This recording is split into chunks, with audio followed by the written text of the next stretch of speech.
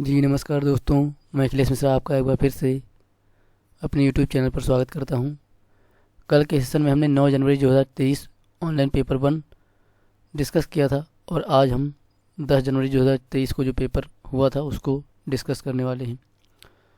तो आइए जुड़ते हैं सेशन से। और उससे पहले आपसे रिक्वेस्ट है कि अगर सेशन अच्छा लगे तो उसको लाइक कर दीजिएगा, शेयर कर दीजिएगा। और अगर पहली बार आए हैं सीटेट की प्रिपरेशन के लिए हमसे जुड़ सकते हैं, उसके लिए हमारे चैनल को सब्सक्राइब कर सकते हैं। चलिए चलते हैं प्रश्नों की ओर।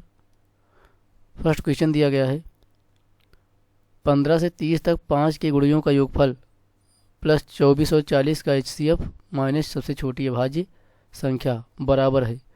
तो पहले 15 से 30 तक 5 के गुणियों का योगफल, यानी कि 15 से 30 तक अगर 5 के गुण निकालेंगे तो पहला तो 15 ही आ जाएगा, दूसरा 20 आ जाएगा, तीसरा 25 आ जाएगा और उसके बाद ये आ जाएगा 30। तो ये तो हो गया, इसके गुणज हो जाएंगे। उसके बाद आ गया 24 और 40 का HCF। तो 24 और 40 का HCF हम निकालेंगे तो 24 हो गया, ये हो गया 40। मतलब ऐसी संख्या जो दोनों को डिवाइड कर दे, बड़ी से बड़ी। तो 4 से डिवाइड करेंगे तो 4 छंग 24 और 4 दहमा 40, यानी 4 ऐसी संख्या है जो दोनों को कम्प्लीटली डिवाइड कर रही है, यानी ये 4 होगा, इसका HCF हो जाएगा। और माइनस सबसे छोटी संख्या की बात की गई है, तो सबसे छोटी संख्या की बात करें जो कि अभाज्य हो तो वो 2 होती है। तो अब यहाँ पर इसको सॉल्व करेंगे तो हमारा आंसर आ जाएगा। तो 15, 20, 35 और 25, 60 और 30, 90 और ये 4 में से 2 गया तो 2 बचा। इसको भी सॉल्व करेंगे तो आ जाएगा 92, यानी कि पहला ऑप्शन जो है हमारा क्या हो जाएगा, सही आंसर हो जाएगा। तो यहाँ पर भी सॉल्व करने जैसा कुछ था। HCF निकालना आपको आता ही पहले से, और गुणजों का योगफल कहा तो गुणजों का हमने योगफल निकाल लिया। आइए चलते हैं नेक्स्ट क्वेश्चन की ओर। नेक्स्ट क्वेश्चन दिया गया है 6 प्लस 0.6 प्लस 0.06 प्लस 0.006 में क्या जोड़ा जाए कि संख्या 7 प्राप्त हो जाए। तो पहले तो ये प्लस जो है इसको जोड़ लेते हैं। भाई इसने जोड़ने के लिए कहा इसमें क्या जोड़ा जाए, तो 0.06, 6 प्लस 0.06, 0.06 और प्लस 0.006। क्या जोड़ने की बात कही, तो मैंने मान लिया ए जोड़ दिया। कुछ भी कोई एक चर ले लेंगे और उसको इसमें जोड़ देंगे। अब ए मैंने अगर इसमें जोड़ दिया इस पूरे पद में तो हमें जो मिलेगा वो 7 मिलेगा। यही प्रश्न ने कहा है, तो हमें यहाँ जो ए माना इसी का मान निकालना होगा, क्योंकि यही पूछा कि क्या जोड़ा जाए। तो यहाँ पर पहले तो इसको जोड़ते हैं। तो जब इसको जोड़ेंगे तो आप देखेंगे कि 7 माइनस यहाँ पर एक अंक बाद दशमलव क्या है तुरंत, उसके बाद 0.6 है, उसके बाद 0.06 है। तो यहाँ पर जब जोड़ेंगे तो 6.666 इस तरीके से आ जाएगा, क्योंकि पहले में एक अंक के बाद दशमलव के एक अंक है, उसके बाद दशमलव के बाद 0 के बाद 6 है, उसके बाद 0.06 है। तो ये आ जाएगा। अब यहाँ पर इसको घटाएंगे, तो अगर इस प्रकार से नहीं घटा पा रहे हैं तो यहाँ पर ऊपर नीचे लिख करके भी आप घटा सकते हैं। जैसे कि 7 पूरा था तो इसके पास पीछे हमने लगा दिए 3 0, क्योंकि दूसरे वाली जो संख्या है उसमें दशमलव के बाद 3 अंक थे। तो ये हो जाएगा 6.666। अब इसको घटाएंगे तो यहाँ 4 आएगा, यहाँ 3 आ जाएगा, यहाँ 9 में से 6 जाएगा तो 3 बचेगा, और यहाँ 6 ही बचा क्योंकि इधर हमने हासिल ले लिया था। तो इस प्रकार 0.334 आ जाएगा, 0.334। तो यही क्या हो जाएगा, हमारा आंसर हो जाएगा। तो ये विकल्प मिल रहा है हमारे दूसरे में, तो दूसरा विकल्प जो होगा वही सही आंसर हो जाएगा। तो ये भी जोड़ने घटाने जैसा क्वेश्चन था, बाकी इसमें कुछ करना नहीं था, लेकिन बहुत सतर्कता और सावधानी से जोड़ेंगे ताकि गलती ना हो। चलते हैं नेक्स्ट क्वेश्चन की ओर। नेक्स्ट क्वेश्चन कह रहा है कि 5 क्रमागत सम संख्याओं का योगफल 60 है। देखिए, अगर यहाँ से मैं एवरेज निकालूं, एवरेज बोले तो माध्य, एवरेज निकालूं तो भाई योग 5 का दिया था, तो मैंने क्या करा, योग को जब आप क्या करते हैं संख्या से भाग कर देते हैं तो योग बटा संख्या, यही तो सूत्र होता है औसत का। तो हमने योग को संख्या से भाग कर दिया तो निकल करके आ गया औसत, जो कि आया 12 पंचे 60, 12 आ गया। अब जो 12 आ गया है उसको हम क्या करेंगे, वो तुम्हारा एवरेज हो गया। यानी इसका मतलब क्या हुआ कि एक संख्या क्या थी, 12 थी। अब संख्याएं कितनी थी, 5 थी, तो एक तो 12 हो गई। और ये माध्य जो होता है वो कहाँ का होता है, बीच की वैल्यू होती है। तो यानी 2 इससे पहले रहेंगी और 2 इसके बाद रही होंगी। तो 12 के पहले 10 रहा होगा, 8 रहा होगा, और पीछे की बात करें तो 14 रहा होगा, और यहाँ पर 16 रहा होगा। तो इस प्रकार से 5 संख्याएं हो जाएंगी। एवरेज या माध्य जो होता है वो बीचों बीच में होता है। तो इस प्रकार से कर लेंगे। उसके बाद उसने कहा यदि अगली 2 सम संख्याएं भी उसमें जोड़ दी जाएं तो योगफल क्या होगा। तो हमें मालूम है कि 8 से जब 16 तक हमने लिखी तो हमारा योगफल कितना आ रहा था, हमारा योगफल जो आ रहा है वो कितना आ रहा है, 60 आ रहा है। लेकिन उसने कहा कि 2 सम संख्याएं और जोड़ दी जाएं। तो 2 कौन सी अगली हो सकती हैं, 2 और हो जाएंगी। तो अगली सम संख्या कौन सी होगी, 16 के बाद 18 होगी, और 18 के बाद कौन सी होगी, 20 होगी। तो 16 तक तो हमको मालूम ही है, 16 तक तो हमको मालूम है कि कितना है, 60 है। तो इसमें क्या करना है, 18 और 20 और जोड़ देना है। तो योग हमसे पूछ लेगा, जो आएगा वही हो जाएगा उत्तर। तो यहाँ पर 8 आ जाएगा और ये 6 3 9 आ जाएगा। कितना आ गया, ये आ गया 98। तो विकल्प जो चौथा वही हमारा क्या हो जाएगा, सही आंसर हो जाएगा। तो इस प्रकार से हमने 2 अगली संख्याएं जोड़ दी और हमारा जो आंसर आ गया। अब हो गई संख्या कितनी, अब संख्या हो गई 7 और उनका योग कितना हो गया, 98 होगा। अच्छा, इस प्रकार से भी आप कर सकते थे।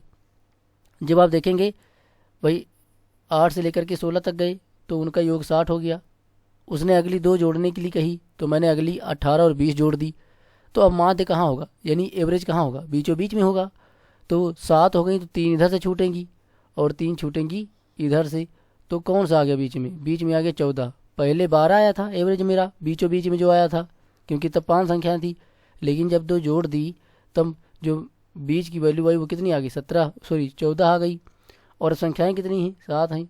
तो योग कैसे निकालते हैं, वही जिस प्रकार से फार्मूला होता है कि औसत को अगर संख्या से गुणा कर देते तो योग निकल आता है। तो औसत हमारा अब क्या हो गया, जब 2 संख्याएं जोड़ दी तो औसत 14 हो गया। और संख्याएं कितनी हो गई, 7 हो गई। तो 14 को 7 से गुणा कर देंगे तो 14 सत्ते 98 आ जाएगा। तो इस प्रकार से भी आप इसको कर सकते थे। वरना आप क्या करेंगे, एक्स मानेंगे, x+2 मानेंगे, x+4, x+6, x+8। इस प्रकार से आप क्या करेंगे, 5 संख्या मानेंगे और फिर उसको 60 के बराबर रख के सॉल्व करेंगे। तो उस प्रकार से भी आप कर सकते हैं, लेकिन वो मेथड जो थोड़ा होगा वो लंबा हो जाएगा। तो मैं उम्मीद करता हूँ सेशन आपको अच्छा लग रहा होगा, सारे प्रश्नों की सोल्यूशन आपको अच्छे समझ में आ रहे होंगे। किसी क्वेश्चन में अगर किसी प्रकार का डाउट होता है तो आप जरूर कमेंट बॉक्स में कमेंट कीजिए। नेक्स्ट सेशन में हम उसको आपके साथ जरूर डिस्कस करेंगे। आइए चलते हैं नेक्स्ट क्वेश्चन की ओर। नेक्स्ट क्वेश्चन दिया गया है कि स्केल, पेंसिल तथा रबड़ क्रमशः 6, 10, 12 के पैकेटों में उपलब्ध हैं। यानी जो स्केल है उसकी एक पैकेट में 6 स्केल है। जो पेंसिल है तो एक पैकेट में कितने, 10 पेंसिल हैं। और जो रबड़ है एक पैकेट में 12 रबड़ आती हैं। तो अब कह रहा है कि यदि कोई दुकानदार तीनों वस्तुएं समान संख्या में खरीदना चाहता हो, कोई दुकानदार है लेकिन वो स्केल, पेंसिल और रबड़ सभी की संख्या समान में खरीदना चाहता है, तो उसे स्केल, पेंसिल तथा रबड़ के क्रमशः कम से कम कितने पैकेट खरीदने होंगे। यानी हमें पेंसिल, स्केल, रबड़ सब बराबर मात्रा में चाहिए। तो आप देखते हैं पहला, अब विकल्प आपको यहाँ पर चेक करना पड़ेगा। पहले में गुणा करके देखेंगे, दूसरे में गुणा करके देखेंगे, तीसरे और चौथे, इस प्रकार सब में गुणा करके आपको देखना पड़ेगा। जैसे कि मैं अगर पहला विकल्प ले लूँ तो पहले में पैकेट कितने, 9 लेने हैं, किसके, स्केल के लेने हैं। तो स्केल, एक स्केल के पैकेट में 6 होते हैं, तो 9 पैकेट लिया तो कितने हो जाएंगे, ये स्केल हो गए 54। ओके, उसके बाद हमने पेंसिल, एक पैकेट में कितने आती हैं, एक पैकेट में 10 आती हैं। तो लेनी कितनी है, देखिए पहले विकल्प में क्या है, 9 के बाद 7 है कि नहीं है, यानी हमें 7 पैकेट लेनी है। 7 पैकेट लेंगे और पेंसिल एक पैकेट में 10 आती हैं, तो कितनी हो जाएंगी, 70 हो जाएंगी। तो आप देखेंगे बराबर कहाँ है, पहले में 54 आया है स्केल में और पेंसिलों की संख्या 70 हो गई है। यानी कि पहले विकल्प से समान मात्रा में हम वस्तुएं नहीं खरीद सकते। यानी पहला विकल्प जो होगा वो क्या हो जाएगा, गलत हो जाएगा। अब दूसरा तो वैसे भी गलत हो जाएगा क्योंकि वो 8, 8, 8 तीनों में समान है, तो वो तो सही हो नहीं सकता है। तो अब बचा कौन सा, तीसरा देखेंगे कि 10 है, हमें स्केल के 10 पैकेट लेने हैं। भाई तीसरे वाले में देखिए 10 है कि नहीं है, तो हम 10 लेंगे और एक स्केल के पैकेट में 6 स्केल होती हैं, तो टोटल स्केल कितनी हो जाएंगी, 60 हो जाएंगी। फिर हमें क्या करना है, दूसरे नंबर पर कितना है, 6 है, तो हमें 6 बंडल क्या लेना है, पेंसिल के लेने हैं। पेंसिल के 6 पैकेट लेंगे और एक पैकेट में 10 पेंसिल आती हैं, तो 6 धामा 60। तो देखेंगे क्या आ रहा है कि जब हमने 10 पैकेट स्केल के लिए तो 60 स्केल मिली, और जब हमने 6 पैकेट पेंसिल के लिए तो भी 60 हो गई। तो अब तीसरा वाला अपने आप सही हो ही जाएगा। तो इस प्रकार से क्या हो जाएगा, जो तीसरा होगा वो हमारा क्या हो जाएगा, सही आंसर हो जाएगा। तो यहाँ पर आपको केवल गुणा करके उसको चेक करना है कि इसका किसमें आपके साथ तीनों चीज़ें समान आ रही हैं, वही आपका उत्तर हो जाएगा। चलते हैं नेक्स्ट क्वेश्चन की ओर। नेक्स्ट क्वेश्चन दिया गया है कि शिवानी को एक परीक्षा में प्रथम आने पर उसकी माँ ने उसे 300 रुपये दिए। तो कितना दिया उसको, उसको दिया 300 रुपये। उसने उस धनराशि में से 1/4 अपने भाई को दे दिया। अब उसने क्या करा, 1/4 अपने को किसको दे दिया, भाई को दे दिया। तो 1/4 भाई को दे दिया, किसका, 300 रुपये का ही तो दिया होगा।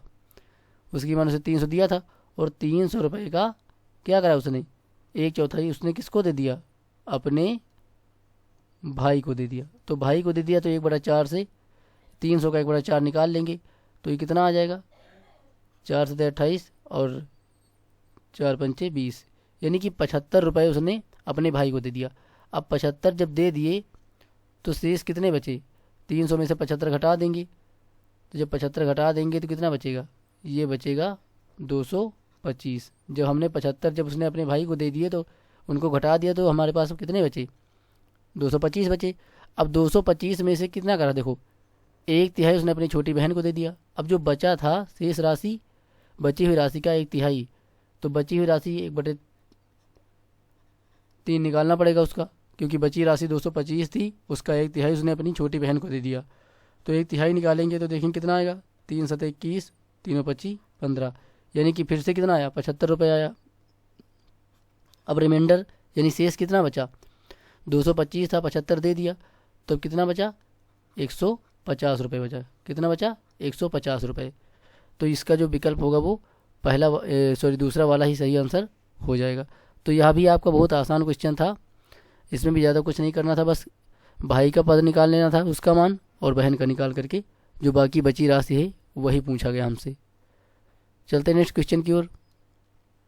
नेक्स्ट क्वेश्चन आपको यहाँ पर पहले इंग्लिश में दिया गया कि Raghav wants to purchase the following items, prices and quantities required are given below. यानी नीचे आइटम दिए गए हैं और उनका प्राइस दे दिया गया है और कितनी मात्रा राघव को चाहिए वो भी दी हुई है। तो यहाँ पर स्टेटमेंट को पढ़ना है और उसके आधार पर बताना है कि कौन सा जो स्टेटमेंट है वो राइट है। इसको हिंदी वर्जन में देख लेते हैं। हिंदी वर्जन में लिखा है कि दूध जो है वो 50 रुपये प्रति लीटर है और राघव को चाहिए कितना, राघव को चाहिए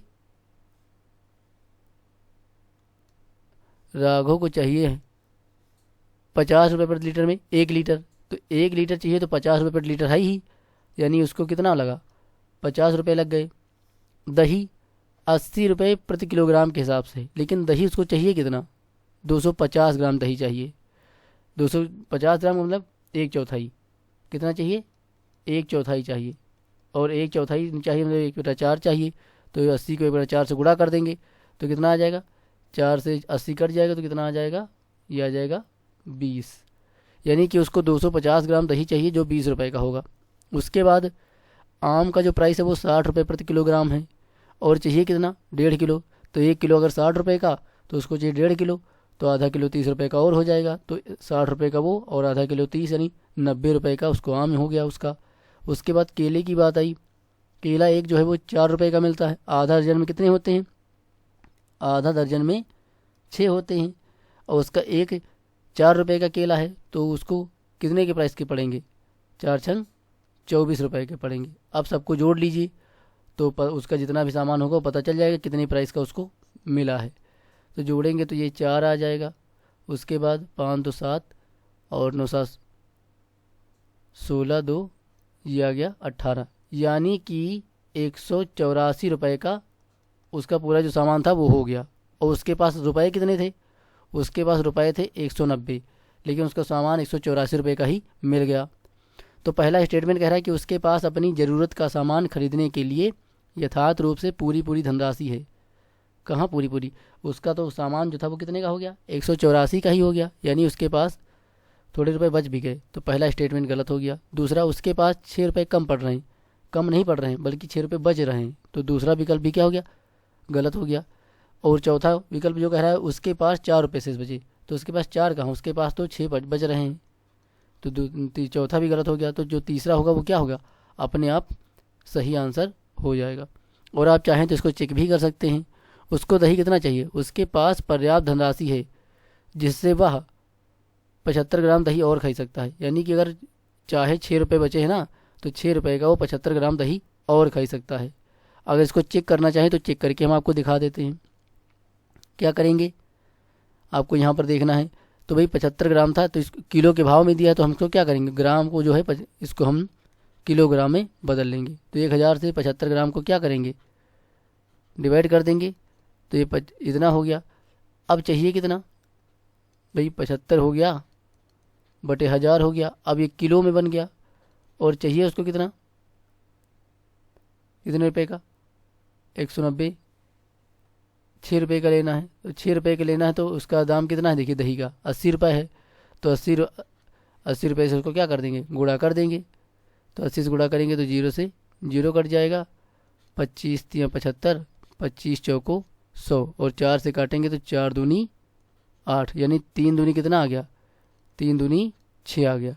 यानी जो 6 रुपये बचे थे उसमें वह 75 ग्राम दही खरीद सकता था। और तो इस प्रकार से जो तीसरा विकल्प होगा वो हमारा सही आंसर हो जाएगा। आइए चलते हैं नेक्स्ट क्वेश्चन की ओर। नेक्स्ट क्वेश्चन दिया गया कि निम्न कथनों में से कौन सा सत्य है, 3 समकोण बराबर 300। तो क्या 3 समकोण 300 के बराबर है, जी नहीं, क्योंकि एक समकोण का मान 90 अंश का होता है। 3 का निकालना है तो 3 से गुणा कर देंगे, तो 3 समकोण का मान निकल करके आ जाएगा 9 त्रिक 27, यानी कितना आ गया, 270 आ गया अंश। और यहाँ 300 अंश दिया हुआ है, तो पहला तो गलत हो गया।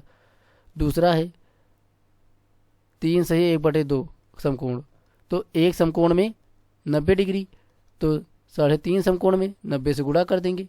तो अब यहाँ पर इस प्रकार से गुणा नहीं कर सकते, तो इसको मिश्र भिन्न से भिन्न बना लेंगे। तो 3 दूनी 6, 7 बटे, भाई 3 से 1/2 समकोण कहो या 7/2 कह लो, बात एक ही होगा।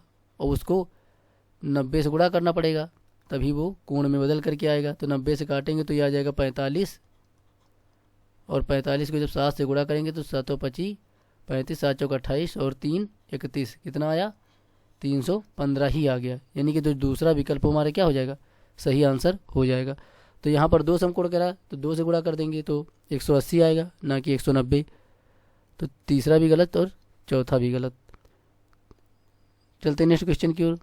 नेक्स्ट क्वेश्चन दिया गया कि निम्नलिखित में से कौन से एक समकोण त्रिभुज की भुजाओं की लंबाइयाँ नहीं हो सकती। तो यहाँ पर आपको इस प्रकार का क्वेश्चन आपसे एग्जाम्स में कई बार पूछा गया है। तो इसमें आप क्या करेंगे, यहाँ पर पाइथागोरियन ट्रिपलेट जो है ना, पाइथागोरियन त्रिक आप याद कर ले, जिससे कि आपके इस प्रकार के प्रश्न बहुत ही आसानी से हो जाएंगे। अगर उसमें भुजा उजा या किसी वर्ग या आयतन प्रकार के जो सवाल आ जाते हैं उनको करने में भी आसानी हो जाएगी। तो इनको याद कर लेना ही ज़्यादा बेहतर रहेगा। जैसे कि पहला आपको दिया कि 15 और 17, तो 8, 15 और 17 ये क्या होता है, पाइथागोरियन ट्रिपलेट होता है। पाइथागोरियन ट्रिपलेट क्या कहता है भाई, कि जो छोटी भुजाएं हैं उनका वर्ग करेंगे तो क्या होगा, वो तीसरी जो बड़ी भुजा है उसके वर्ग के बराबर होगा। ये कहता है पाइथागोरियन जो रूल होता है वो ये कहता है। यानी समकोण त्रिभुज की भुजा का यही होता है फार्मूला, कि इस प्रकार से अगर फॉलो करेगा तो वो त्रिभुज कैसा होगा, समकोण होगा।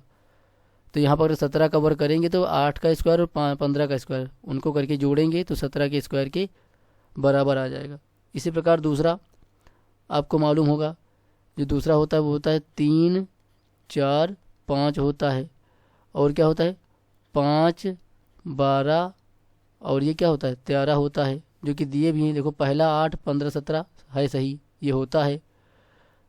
दूसरा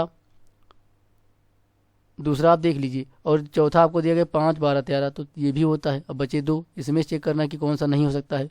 तो देखिए हमने आपको बताया कि 3, 4, 5, 3, 4, 5 को अगर 2 से गुणा कर देंगे, तो अगर 2 से गुणा कर देंगे तो 3 दूनी 6, 2 3 6, 2 चौको 8, 2 पंचे कितना हो जाएगा, 10 हो जाएगा।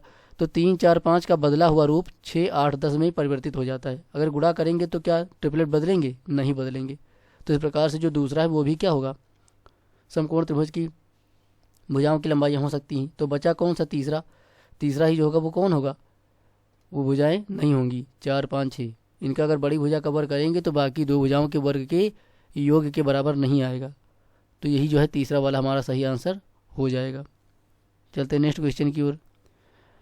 अंग्रेजी वर्णमाला के कितने बड़े अक्षरों में घूर्णन सममिति होती है।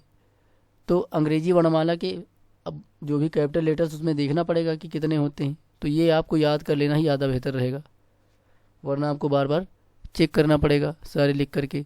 अब यहाँ पर आपको एक चीज़ बता दे रहे हैं पहले तो, अगर कोई लेटर लिखा हुआ है यानी वर्णमाला का कोई बड़ा अक्षर लिखा हुआ है तो उसको पूरा घुमाने पर नहीं ध्यान देना है, क्योंकि पूरा घुमाओगे तो कोई भी अक्षर पहले जैसा दिखाई देने लगेगा। अगर एक चक्कर पूरा 360 अंश घुमा देंगे, घूर्णन सममिति तब होगी जब उसको पूरा घुमाने से पहले ही किसी ऐसे कोण पर अपने पहले जैसा दिखना शुरू हो जाए।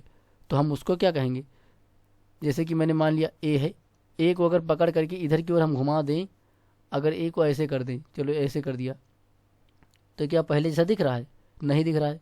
यानी कि ए को अगर एक थोड़े से कोण पर हमने घुमाया तो वो इस तरीके का दिखा, इसका मतलब कि ए में घूर्णन सममिति नहीं है।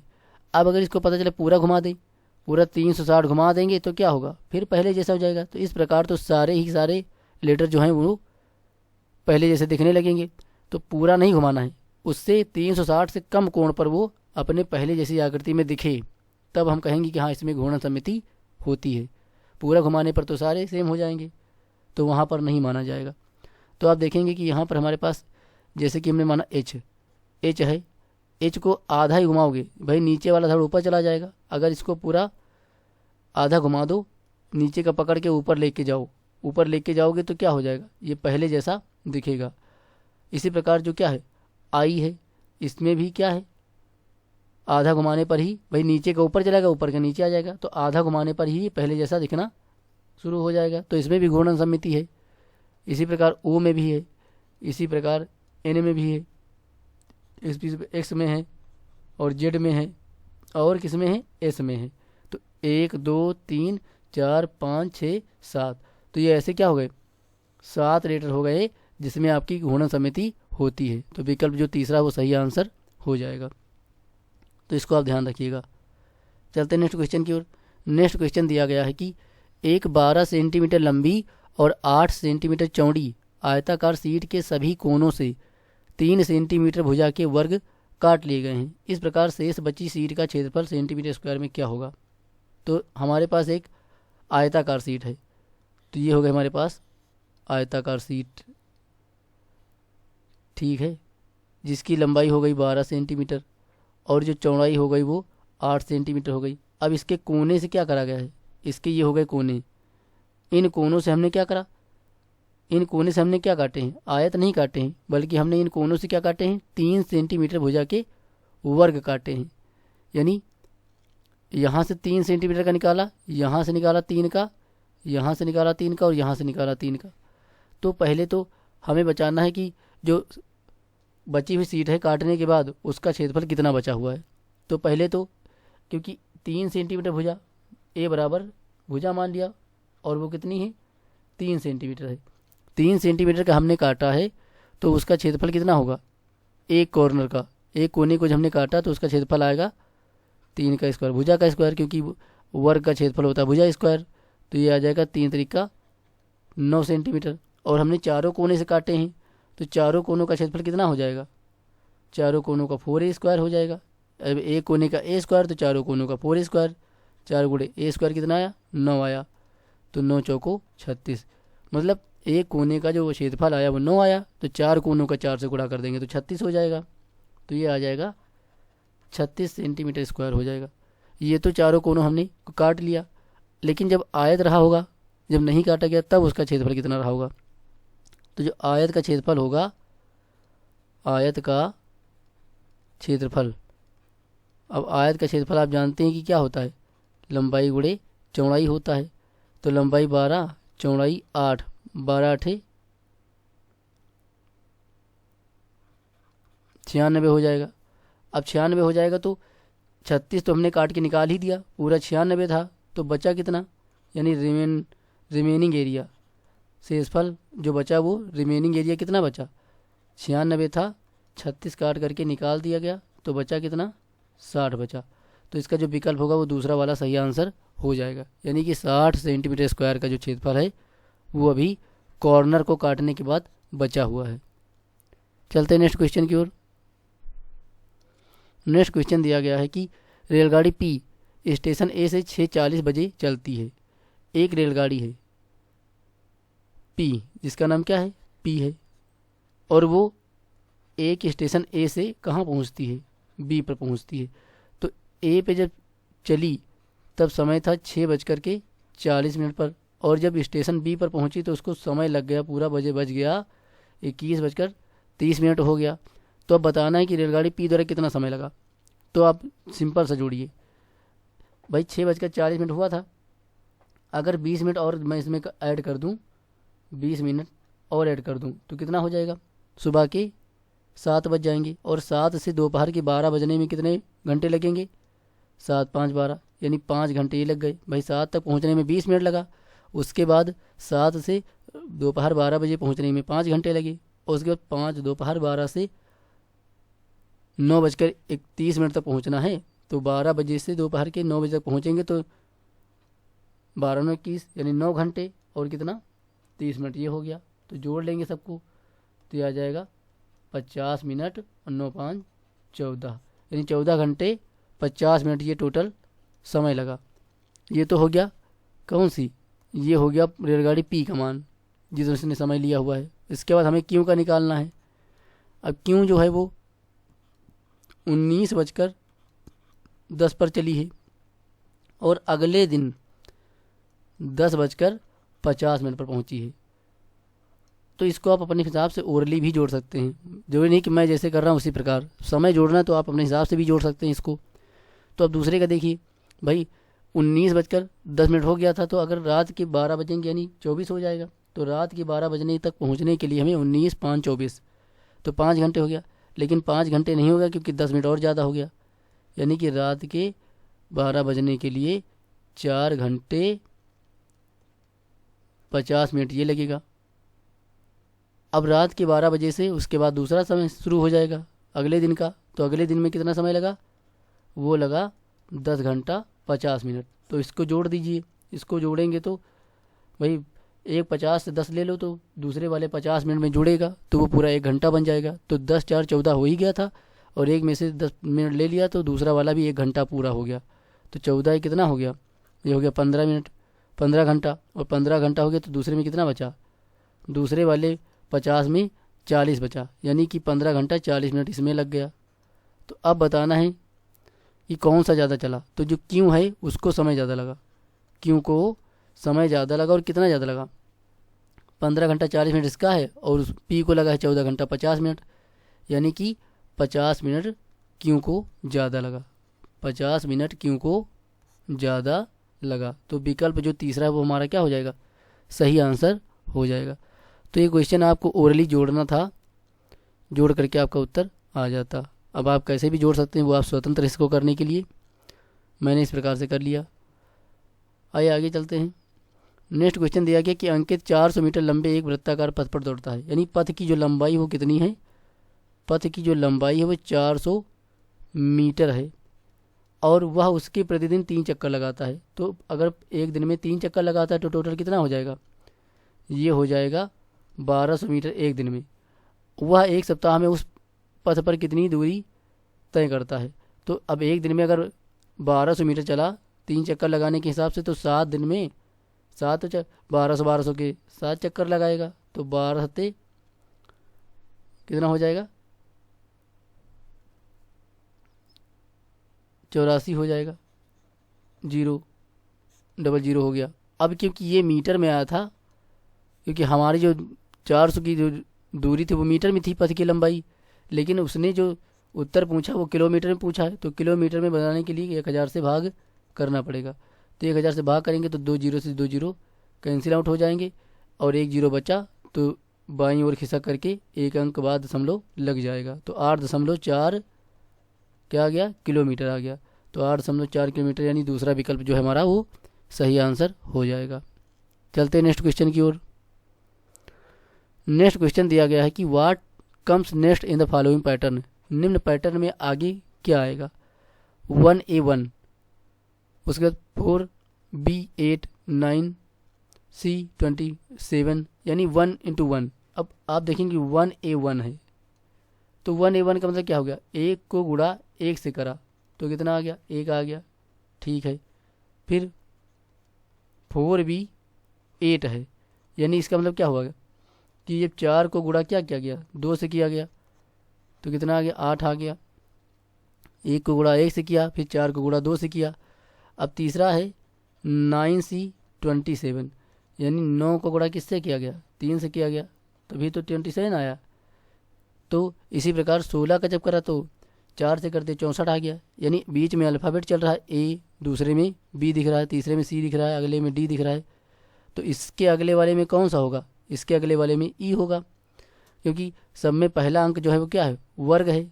1 का वर्ग 1, 2 का वर्ग 4, 3 का वर्ग 9, तो 4 का वर्ग 16, तो यहाँ पर कौन आएगा, 5 का वर्ग आएगा। भाई ई तो आएगा ही आएगा, क्योंकि अल्फ़ाबेट सीक्वेंस में है। अगला वर्ग किसका आएगा, 5 का आएगा।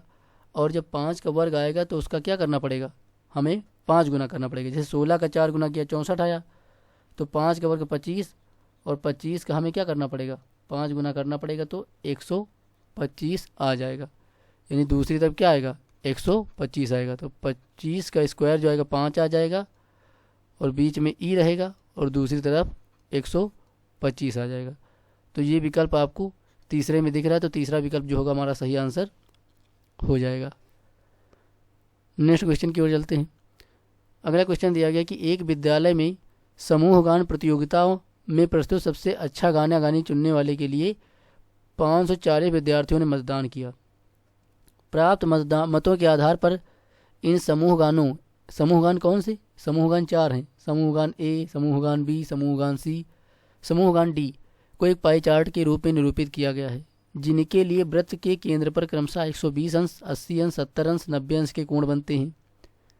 कितने विद्यार्थियों ने समूह गान बी के लिए मत दिया। अब कल्पना ये करनी है कि अगर कोई मत दे रहा है विद्यार्थी तो केवल एक समूह गान को ही चुनता है, अर्थात अपना मत देता है। तो यहाँ पर आप ध्यान दीजिए, पाई चार्ट हम बनाते हैं। ये रहा पाई चार्ट, थोड़ा गड़बड़ बन गया है। अब पाई चार्ट में आप देखेंगे 4 समूह गान थे, तो हमें क्या करना पड़ेगा, इसके 4 खंड करने पड़ेंगे, तो ये हो गए।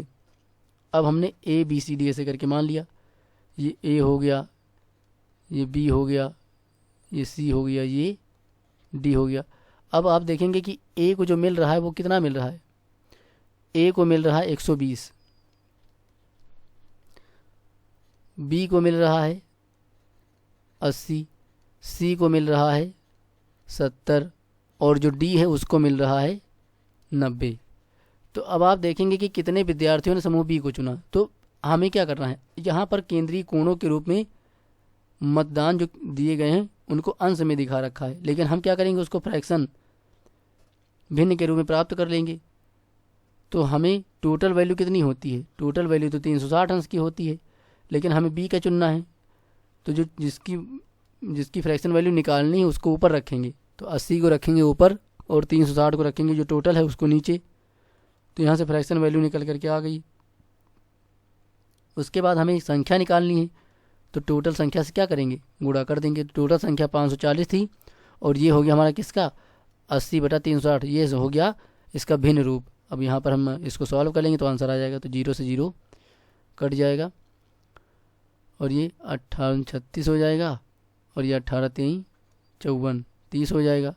फिर 2 से 35 को काटेंगे तो ये आ जाएगा 15, और 15 को 8 से गुणा करेंगे तो 15 8 ये हो जाएगा 120। तो जो कि दूसरे विकल्प में है, तो दूसरा विकल्प क्या होगा, हमारा सही आंसर हो जाएगा। यानी कि समूह गान बी को चुनने वाले विद्यार्थियों ने जो मत दिए हैं वो 120 विद्यार्थी हैं।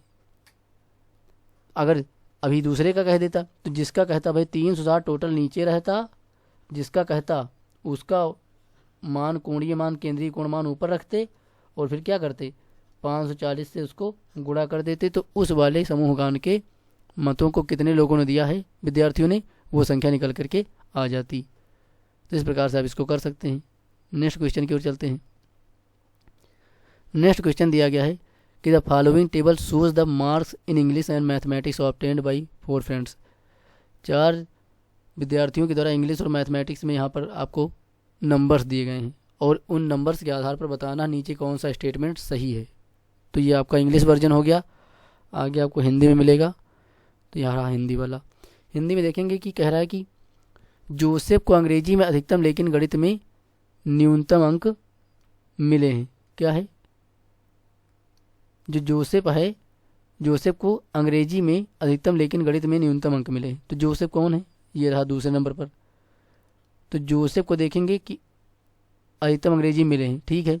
अंग्रेजी में जोसेफ को 75 मिले हैं और किसी को 75 नहीं मिले हैं, तो ये बात तो सही है। लेकिन गणित में न्यूनतम अंक मिले हैं और गणित में कह रहा है कि जोसेफ को सबसे कम अंक मिले हैं, जो कि गणित में उसको कितने मिले? 68 मिले हैं, जो कि सबसे न्यूनतम अंक नहीं है। इससे कम तो योगेश के ही हो गए, यानी कि पहला स्टेटमेंट जो है वो गलत हो गया। दूसरे पर चलते हैं।